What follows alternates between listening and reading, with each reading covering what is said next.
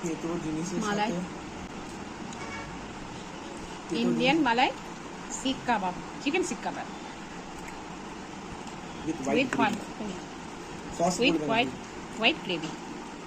খেতে দেখতে দুর্দান্ত হয়েছে।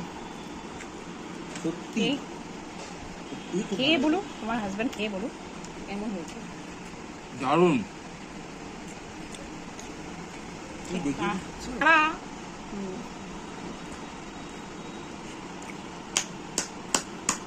আমি আর ভাত পেয়েছি তাকে খাওয়াবে।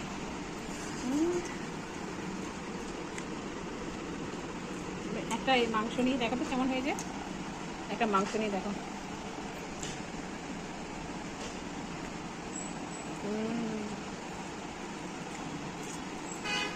আর হচ্ছে পোনা মাছ, আলু পটলের কারি, কোন ভাতে